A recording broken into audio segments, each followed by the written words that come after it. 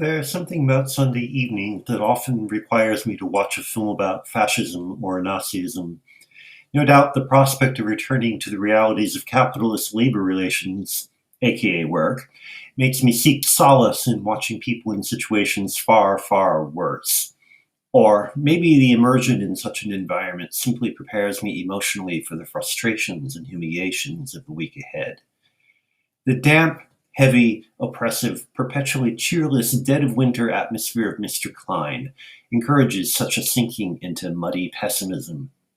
The texture may provide a facile analogy for a society with no future, but the film's capacity to make us shiver also makes us seek some warm alternative, like the comforting embrace of sleep.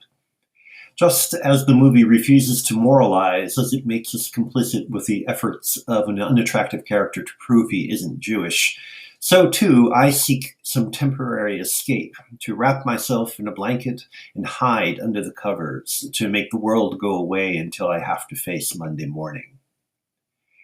Robert Klein may be the least attractive protagonist ever to drive a narrative feature.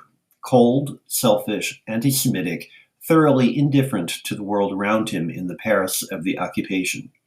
It is his very unattractiveness that is the film's genius.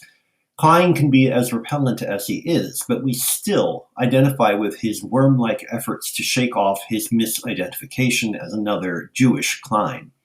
His way of life, the tailored suits, the satin bathrobe, the mistresses, the mishmash of artworks and antiques, is too seductive for us to view its casual withering away with insouciance. The cluttered elegance compensates for his venality, a colorful backdrop to his egotism. As that luxurious way of life is stripped away, we regret the loss of exquisite externals as much as Klein. That we know the consequences if he fails in his efforts to prove he is Aryan makes his situation that much more harrowing, and our identification with him grimly ironic. Too late does he confront the difference between complacency and security. Which, of course, is the point of the film. This may be the movie that Joseph Losey was born to make. His ability to suggest the rotten under the veneer of perfection, his talent for revealing the crippled psyches of those who pretend to be masters of all they survey, his ability above all else to render decadence sexy makes him the ideal filmmaker to confront the twisted ambiguities of fascist style. That he combines those talents with a commensurate political sophistication prevents Mr. Klein from degenerating into an overripe wallow in lush services.